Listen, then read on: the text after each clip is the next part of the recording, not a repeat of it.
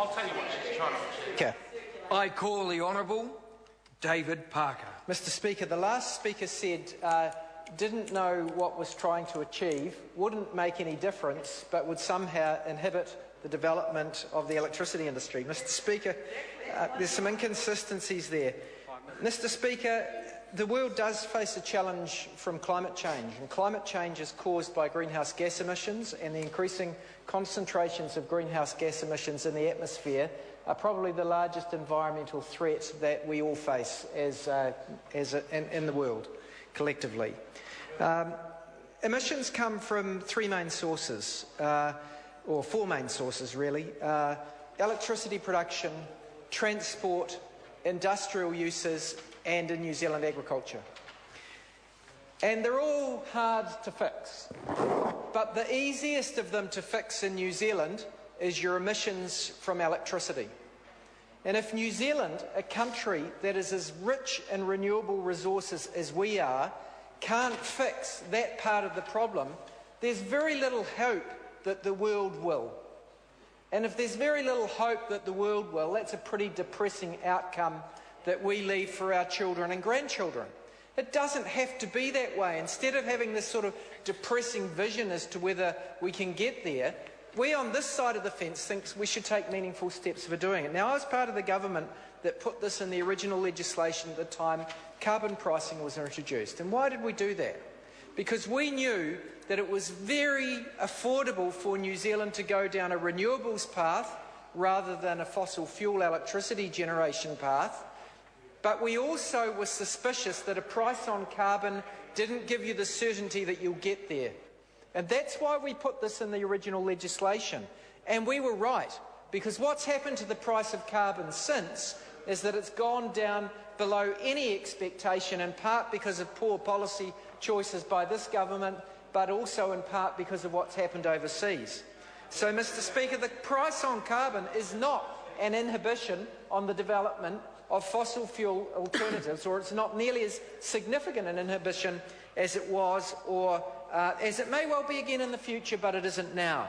So, Mr. Speaker, what this does is try to get New Zealand to meet that target of 90% renewables by 2025. It's true that New Zealand has made great progress. The trend was downwards. The trend was downwards for some decades, and the worst quarter was 57% of our generation came from renewables, and since then the trend has gone the other way.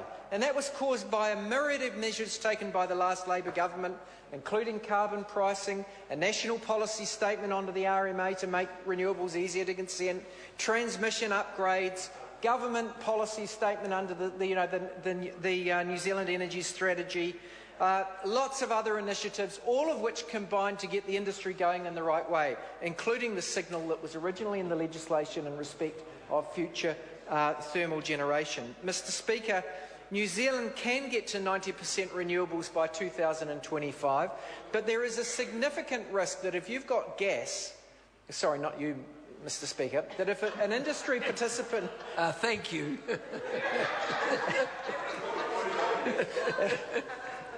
that was accidental, Mr. Speaker, but it was quite good. If an industry participant has gas resources, then they will, and they have no other use for them, or this is they're not connected to the international gas market. They may be tempted to price their gas at just below the cost of renewables, not as a way that would meaningfully reduce power prices, but in a way which would close out future renewables developments. And so that is still a risk in New Zealand, that future thermal electricity will be priced just below the cost of renewables, foreclosing those renewable developments and bringing forward more gas-fired generation instead. And that's what Moana Mackey's bill addresses and should be supported by this House. I suspect it won't be binational because, of course, we had Jerry Brownlee come in and an act of really petulance, in my opinion, reversed biofuels, causing bankruptcy of people who had made no mistake, and replacing it with a failed voucher scheme which never worked. and also this was another of his measures, because he really doesn't believe that there is a serious problem in climate change, and sadly I think this bill will be treated in the same way by the National Party, but they're wrong. Speaker. Call the Honourable Member Pasata Sam Lote.